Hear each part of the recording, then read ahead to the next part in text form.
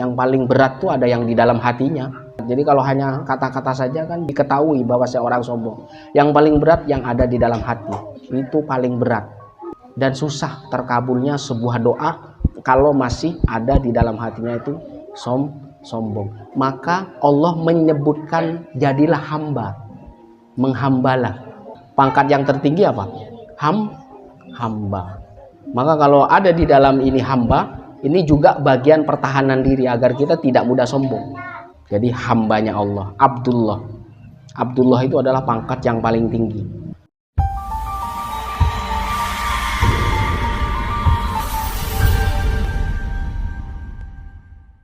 Assalamualaikum warahmatullahi wabarakatuh.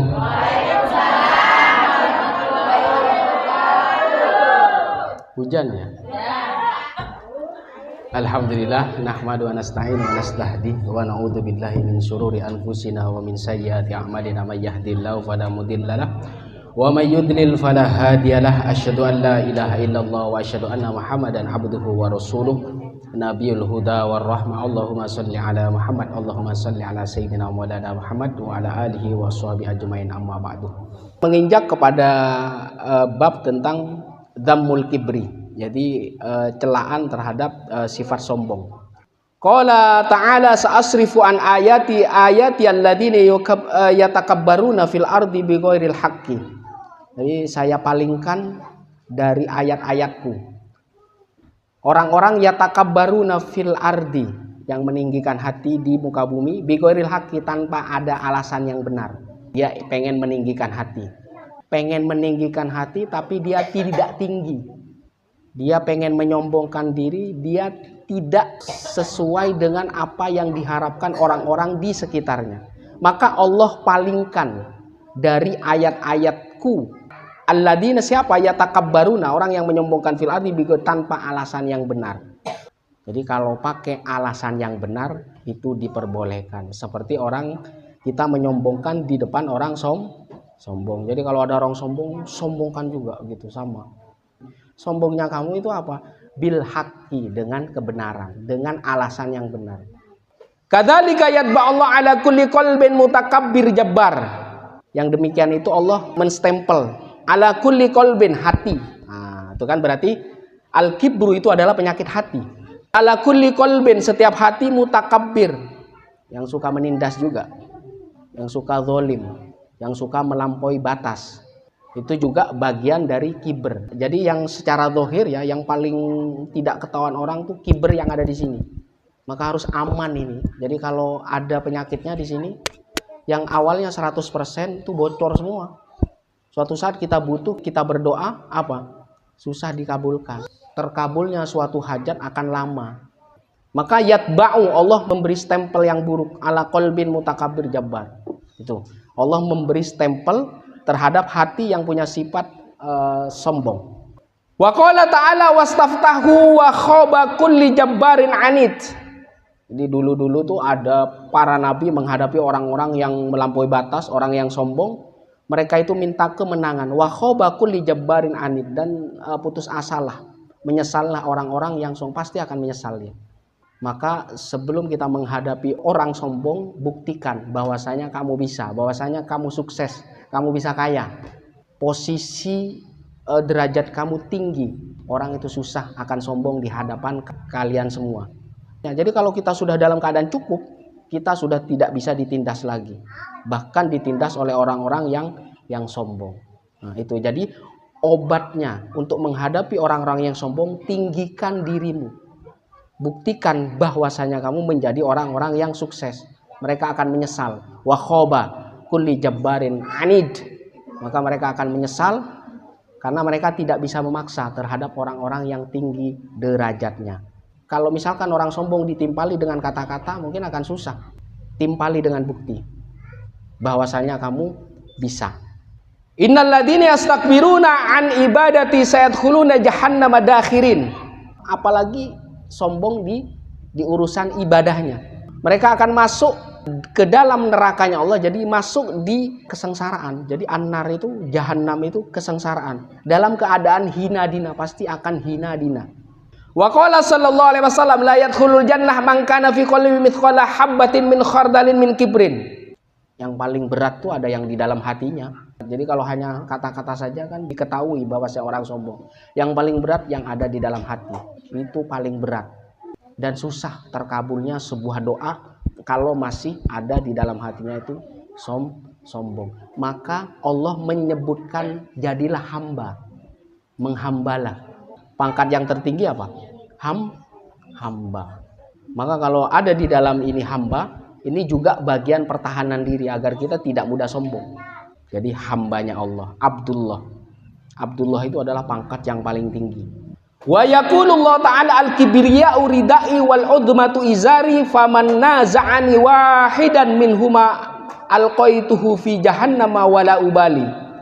Jadi sifat sombong al-kibriya itu sorbanku, ridai, dan keagungan itu wal udmatu izari, pakaian di bagian bawahku. Ini hanya perumpamaan ya. Faman nazan, barang siapa yang mencopot sorbannya, jadi yang sombong maksudnya, yang mencopot sorban sama sarungnya, Allah tanda kutip ya, minhuma alqaituhu fi jahannam, pasti hidupnya akan sengsara. Wala ubali, dan Allah tidak peduli tentang hal itu. Maka al-mutakabbir kepunyaan siapa?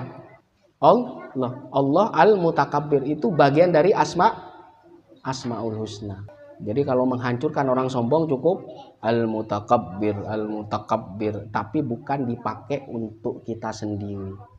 Biar Allah yang mengatur untuk orang-orang yang sombong. Biar apa? Biar kita tidak terhina. Maka untuk menghadapi orang sombong yang paling efektif adalah kamu naik. Buktikan bahwasanya kamu punya sesuatu. Itu harus dibuktikan. Jadi kalau sudah seperti itu, orang juga nggak bakal menyombongkan diri di depan kita. Maka fitrahnya orang yang tinggi, ada sifat kiber di dalam hati, dia nggak bakal tinggi. Maka sifat kehambaan itu harus dipakai. Di ketinggian saya asalnya dari mana? Yang bikin saya seperti ini siapa? Ada guru. Yang bikin saya seperti ini siapa? Ada orang tua. Nah, itu namanya sifat kehambaan. Jadi orang-orang yang sudah mendahului saya itulah yang menjadikan saya seperti ini. Nah, itu yang harus terpatri di dalam hati. Terus bagaimana dilaksanakan di zahir kita? Menjalankan apa yang mereka amanahkan itu apa? Dilanjutkan terus sampai akhir hayat kita. Karena dia seperti ini bukan karya dia semata, tapi ada orang-orang yang dulu yang selalu mendoakan kita, guru-guru kita, orang tua kita. Susah untuk sombong. Nah, itulah sifat kehambaan. Jadi apa yang kita zahirkan, misalkan kita tinggi, itu dalam rangka apa? Tahadus bin nikmah. Ngomong kenikmatan, kemudian apa? Agar kita mempelajarinya, kemudian bisa pandai bersyukur. Saya menyebutkan begini, begitu, itu bukan sombong. Itu mengingatkan siapa yang membuat saya seperti ini. Menetapkan karakter kehambaan itu ada di dalam hatinya. Saya misalkan bisa menjadi seperti ini gara-gara siapa? Ya sanad tadi itu. Gara-gara guru, gara-gara orang tua, kan seperti itu.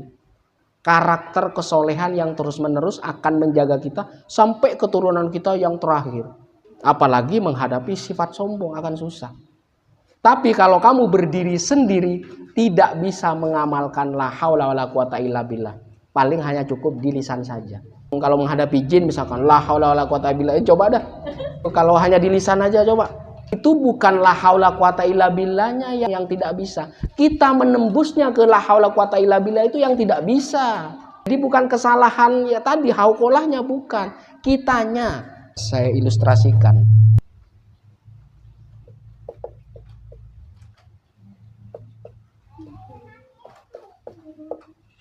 Al-kalimatul ulya, kalimat kata-kata yang tinggi-tinggi seperti apa? La haula wala quwata illa billah. Ya seperti ya paling tinggi misalkan la ilaha illallah atau hauqalah.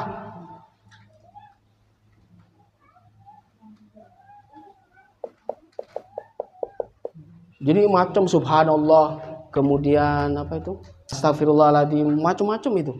Dari Rasulullah Sallallahu Alaihi Wasallam, kemudian dari guru-guru kita atau ulama-ulama terdahulu, itu semuanya adalah kalimatul ulya.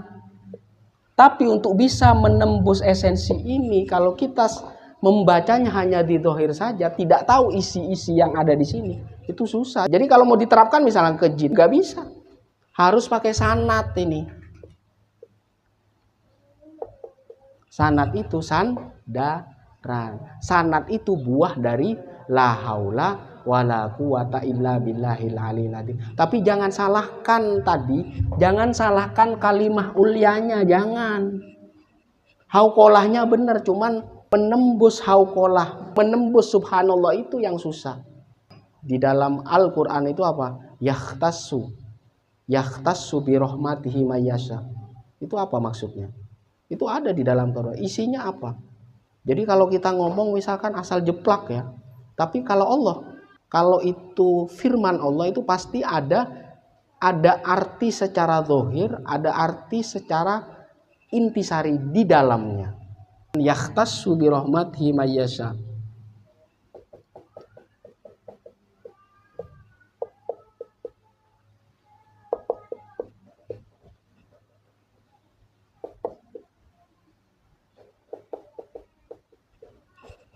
Suka bilang ini kan insya basa-basi, ya kan?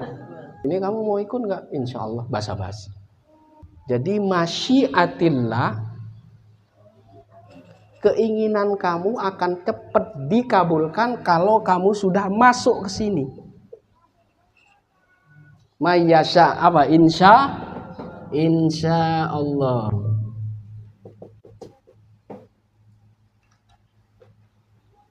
Ini namanya masyiah.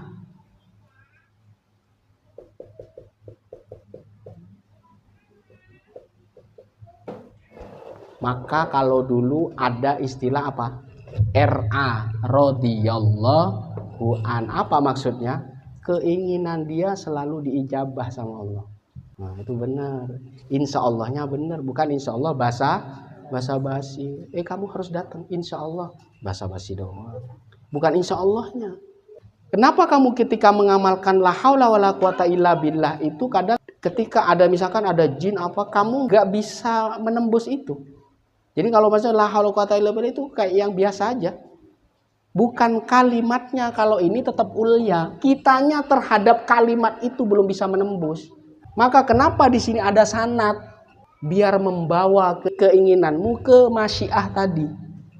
Allah memilih, ini Allah nih semua. Kalau di ini begini, Allah yahtassu bi rahmatihi mayyasha. Ini bukan memilih lagi, mengkhususkan. Kalau dibebaskan, Allah mengabulkan dengan rahmatnya siapa-siapa yang dikehendaki. Maka kalau berbicara insya Allah jangan asal jeplak, bukan basa-basi. Itu semakin jauh. Saya jarang mengucapkan insya Allah. Insya Allah ada di dalam hati kalau saya harus datang. Kalau sudah 95% misalkan saya pasti datang, saya bilang insya Allah. Nah, maka kalau sudah masuk ke sini, Allah yahtassu bi rahmati, Allah mengkhususkan yahtassu bi rahmati masya. Lihat di Al-Quran ya ini. Saya mengamalkan zikir ini yang ada di dalam Al-Quran. Maka segala keinginanmu akan cepat terkabul. Harus masuk ke intisari ini. Dengan rahmatnya apa saja. Terkabulnya suatu hajat apa saja yang memudahkan kita, bahkan tidak merepotkan kita. Kalau di bahasa lain kan yakbalu kan, menerima kan, ya kan? Apa doa yang terkabul kan, qabul. Kalau ini lain, yahtassu ini. Jadi misalkan saya pengen kenaikan pangkat misalkan. Ketika kamu ada di pangkat itu, gajinya besar, hasil gaji bisa bermanfaat buat keluarganya dia dan orang lain, atau bahkan keluarga terdekat kamu. Nah, ini rahmat nih. Ada doa yang misalkan saya asal lulus saja, naik pangkat misalkan. Efek dari naik pangkat entah itu baik entah buruk itu enggak ini. Tapi kalau ini luas ini. Mayyasha. Allah mengangkat atau memilih dengan rahmatnya ke sini yang orang-orang yang dikehendaki. Nah, ini kalau bisa kita mayyasha, orang yang dikehendaki. Orang yang suka memainkan insya Allah susah menembus kalimat ini. Susah. Harus datang kamu insya Allah. Ternyata enggak ada, bohong. Harus pasti. Maka kepastian langkah kita sama-sama apa? Bersungguh-sungguh. Manjadda wajada. Orang yang bersungguh-sungguh pasti sudah dapat itu. Wajada itu namanya sudah dapat dia. Itu pasti dapat. Sisa ketidaksempurnaan ikhtiar itu Allah yang menyempurnakan. Kamu lari 10 km. Ternyata sampai 5 km geblak, apa namanya? Pingsan kamu. Siapa yang menyempurnakan?